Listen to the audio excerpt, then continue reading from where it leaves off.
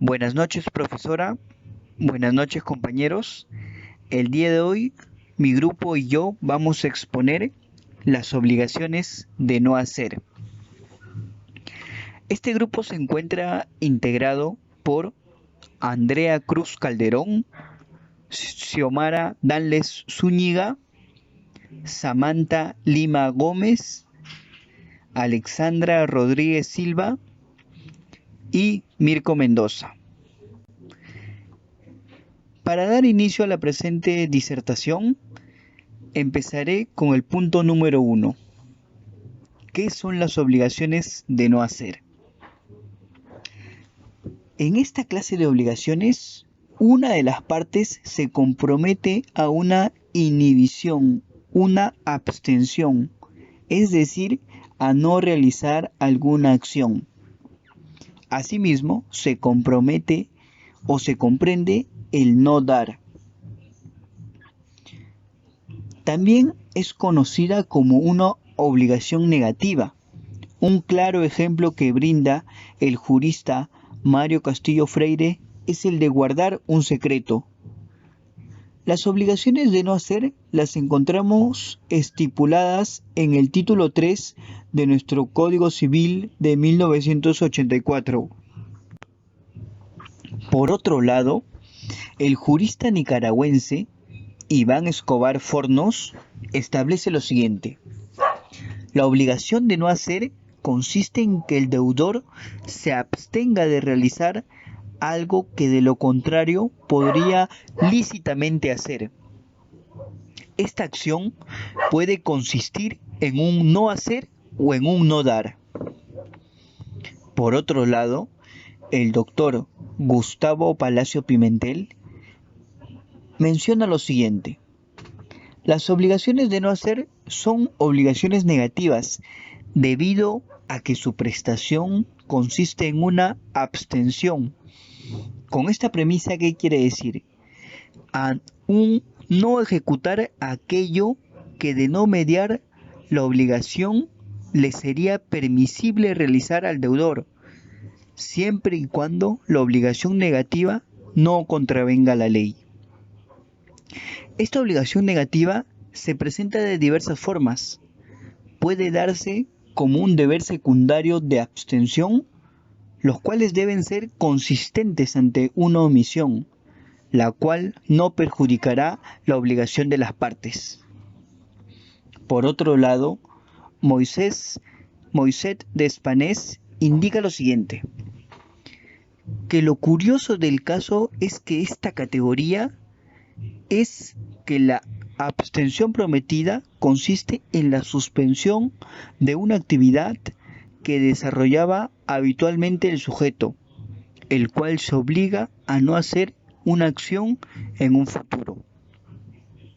Asimismo, esta aplicación en la práctica tiene más desarrollo en los negocios jurídicos, ya que se suele incluir con gran frecuencia como pacto de no concurrencia, que puede darse al vender un negocio o una empresa, mientras que los ejemplos a que echa mano la doctrina, como talar un árbol o no concurrir a una fiesta, suelen ser más bien casos de gabinete, que no aparecen casi nunca en la vida normal de los negocios. Cabe recalcar que de la exposición de motivos del Código Civil de 1984 se estableció que estos deben ir acorde a los principios generales, los cuales rigen a las obligaciones de hacer. Es por ello que debe existir cierta armonía y concordancia entre en este tipo de obligaciones. También podemos distinguir dos subtipos de conductas omisivas, que pueden ser las siguientes: A. Mantener un no hacer de cumplimiento inmediato, y B. Mantener un no hacer de ejecución duradera. Ahora le cedo el pase a mi compañera, que va a seguir ahondando un poco más en el presente tema. Buenas noches, profesora y compañeros. Quien les habla es Samantha Lima Gómez.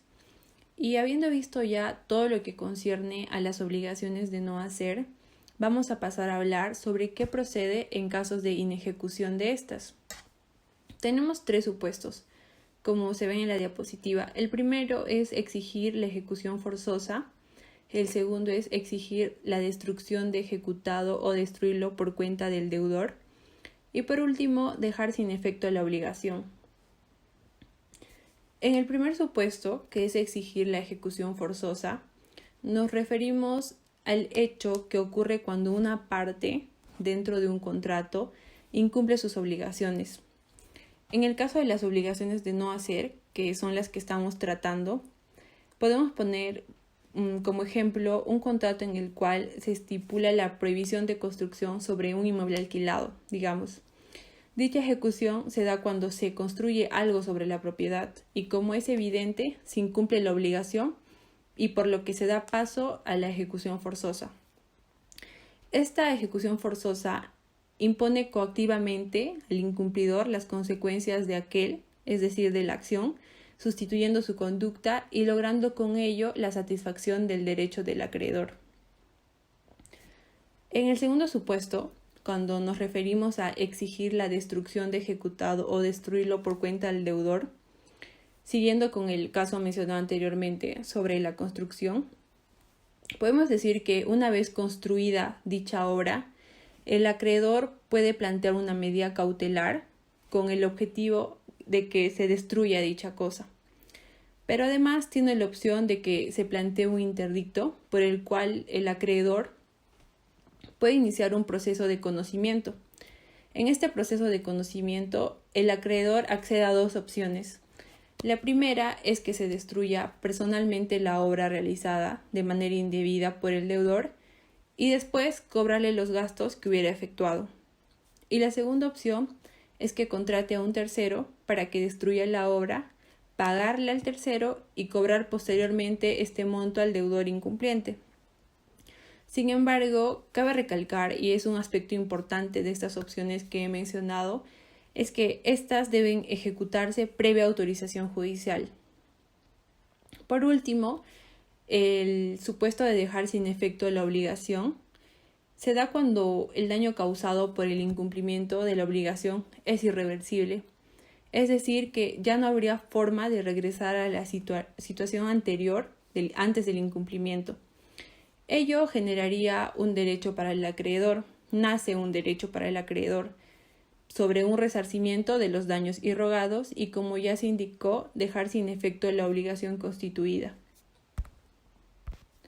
A continuación, mi compañera les va a explicar más sobre las obligaciones de no hacer, pero esta vez estipuladas en el Código Civil, es decir, en el marco legal. Buenas noches, soy Xiomara Danles Zúñiga y voy a hablarles de los derechos que le da el deudor al acreedor tras el incumplimiento de las obligaciones de no hacer. Estos derechos están estipulados en el título 3 de nuestro Código Civil de 1984. Para ser más exactos, podemos encontrarlo en el artículo 1158 del Código Civil del Perú, en las que tenemos las opciones del acreedor en caso de incumplimiento culposo. Podemos entender por este artículo que son los derechos del acreedor ante el incumplimiento culposo, es decir, del incumplimiento por culpa del deudor de la obligación de no hacer.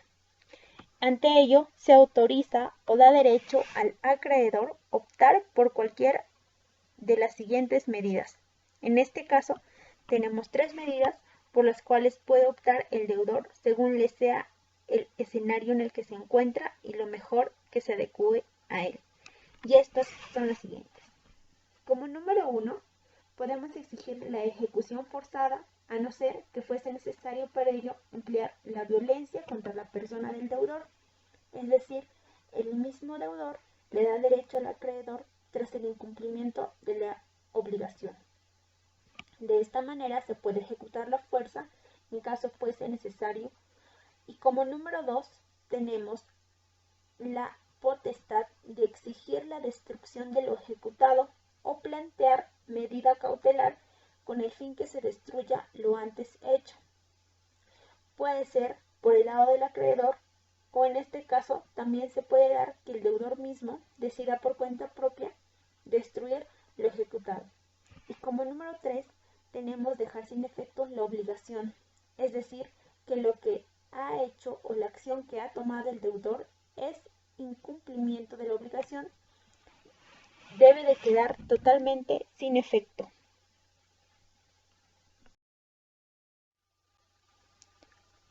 Ahora hablaremos del artículo 1159 del Código Civil del Perú, que nos habla directamente del derecho de indemnización que tiene el acreedor por el incumplimiento de la obligación por parte del deudor. Para ello, debemos considerar que todo incumplimiento de la obligación de no hacer trae consigo un daño ocasionado al acreedor. Este puede ser no solamente material, también puede ser físico o entre otros daños que se puedan ocasionar. Siempre habrá daño. Por ende, el acreedor siempre podrá exigir el reparo de dicho daño, ya sea por una indemnización o porque se deshaga lo que se hizo en incumplimiento de la obligación. Ahora bien, debemos también considerar que en los casos previstos por el artículo 1158, se puede tomar como concepto que en el artículo 1159, el acreedor también tiene derecho a exigir el pago de lo correspondiente, es decir, una indemnización de daños y perjuicios. Esto se da porque para solucionar ante el incumplimiento ha de existir un término o una forma que se dictaminará para solucionar dicho problema. Esto se ha de basar en el artículo 1159, que es un derecho de indemnización directamente que tiene el deudor. Buenas noches, yo soy Alexandra Rodríguez. A continuación daremos una interpretación y explicación más amplia respecto al artículo 1160 de nuestro Código Civil. Este artículo nos indica de manera literal: normas aplicables a obligaciones de no hacer. Son aplicables a las obligaciones de no hacer las disposiciones de los artículos 1154, primer párrafo, artículo 1155, 1156 y 1157. Por ende, procederemos a hacer un énfasis en los artículos mencionados. En primer lugar, el artículo 1154 nos señala: prestación imposible por culpa del deudor. Si la prestación resulta imposible por culpa del deudor, su obligación queda resuelta, pero el acreedor deja de estar obligado a su contraprestación, si lo hubiere, sin perjuicio de su derecho a exigirle el pago de la indemnización que corresponda. Cabe señalar que la misma regla se aplica si la imposibilidad de la prestación sobreviene después de la constitución en mora del deudor. Podemos interpretarlo de la siguiente manera: si el no hacer se torna imposible, es decir, supone que la prestación ya no puede cumplirse aun cuando el deudor quisiera hacerlo porque la prestación se ha perdido por culpa del propio deudor. Cuando ello sucede, el primer efecto será que éste ya no tiene que cumplir con su obligación. El segundo efecto, que el acreedor quede liberado de realizar la contraprestación. Y por último, vendrá a ser que el acreedor pueda exigir el pago de los daños y perjuicios que se le hubiera ocasionado. El siguiente artículo, 1155, nos dice: prestación imposible por culpa del acreedor. Si la prestación resulta imposible por culpa del acreedor, la obligación del deudor queda resuelta, pero éste conserva el derecho a la contraprestación, si lo hubiere.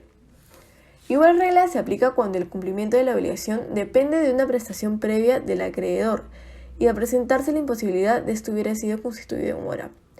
Si el deudor obtiene algún beneficio con la resolución de la obligación, su valor reduce la contraprestación a cargo del acreedor. Por ende, podemos decir que si es por culpa del acreedor, el primer efecto será que el deudor quede desobligado de realizar la prestación, y el segundo efecto, que el deudor tiene el derecho a recibir la contraprestación. Posteriormente, el artículo 1156 nos dice: prestación sin culpa de las partes. Si la prestación resulta imposible sin culpa de las partes, la obligación del deudor queda resuelta.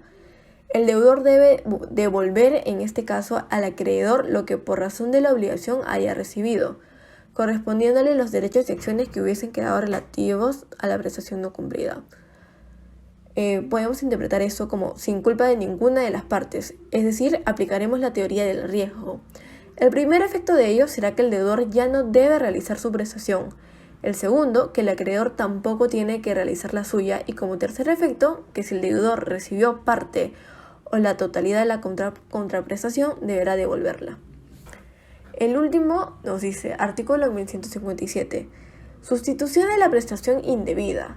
Si como consecuencia de la inejecución por culpa del deudor, éste obtiene una indemnización o adquiere un derecho contra tercero en sustitución de la prestación debida, el acreedor puede exigirle la entrega de tal indemnización o sustituir al deudor en la titularidad del derecho contra el tercero. En estos casos, la indemnización de daños y perjuicios se reduce en los montos correspondientes. Resulta evidente que en este artículo la posición de nuestro Código Civil es la de que el riesgo de pérdida de la contraprestación lo sufrirá el deudor. Para ir concluyendo, debemos hacer mención que las obligaciones de no hacer también son conocidas doctrinariamente como obligaciones negativas, puesto que es una negación del deudor o abstención del mismo. También podemos decir que consiste en que el deudor en este caso tiene cierto nivel de tolerancia ante alguna actividad ajena, ya que su incumplimiento imputable permitirá reclamar la destrucción de los hechos, que comprenden también los daños y perjuicios. Buenas noches, soy Andrea Cruz y voy a hablar acerca de un ejemplo de esta obligación de no hacer. Joaquín Sánchez es un conocido empresario multifacético en la ciudad de Arequipa, conocido por sus diversos negocios. Uno de estos consta en el alquiler de locales en la plaza principal, que son muy cotizados en el mercado debido a su buena ubicación. Juan Merino es un chef que se está haciendo un nombre en el mercado culinario en la ciudad de Arequipa, por lo que tiene en mente poder abrir un pequeño negocio. Juan contacta a Joaquín con el fin de que se le pueda alquilar uno de estos locales tan comerciales que tiene. El señor Sánchez muy gustoso atiende a Juan y le muestra los establecimientos que cuenta con disponibilidad. Muy contento, quiere arrendar el local, así que dispone cerrar el trato. Listos los dos, deciden cerrarlo, sin antes poner como cláusula que el local podría ser usado para cualquier fin menos para abrir una picantería, puesto que el señor Joaquín contaba ya con ese negocio. Juan, muy desanimado, acepta el trato y toma el local. Al inicio, Juan intentó poner una heladería, pero este negocio no cumplía con todas sus expectativas, por lo que ignorando la cláusula del trato decide abrir una picantería, ya que consideraba que este era su rubro. Joaquín, al enterarse, decide terminar el contrato puesto que se había incumplido con la cláusula establecida, a lo que Juan decide hacer caso omiso y presentar su caso ante la justicia, en donde le dijeron lo siguiente: las obligaciones de no hacer se imponen cuando se realiza el hecho que se había obligado al deudor de no realizar. En otras palabras, puede realizarse con una abstención y una vez que se da el incumplimiento traerá como consecuencia el pago de los daños causados y el resarcimiento de los perjuicios. El señor Juan, enterado de todo lo que no le quedó la opción más que cumplir con lo que se dictaminó y se vio obligado a pagarle al señor Joaquín por los daños causados tanto a su negocio como a su local, si es que así se dictaminara. Para concluir, sabemos que las obligaciones de no hacer son aquellas que ponen un límite al deudor mediante una abstención, es decir, un límite. Esto hace que el deudor no ejecute un acto que se quedó que no se hiciera, para que de alguna manera no afecte a la otra parte. Entonces, hablamos referente a las obligaciones de no hacer que se podían ejecutar de tres maneras: al exigir una ejecución forzada, al exigir ejecución de una destrucción por parte del deudor, o dejar sin efecto una obligación. Estas obligaciones de no hacer se estipulan dentro del Código Civil en los artículos 1160, referente a las normas aplicables a las obligaciones de no hacer, en el artículo 1158, opciones del acreedor en caso de incumplimiento culposo, y artículo 1159, derecho de indemnización. Gracias.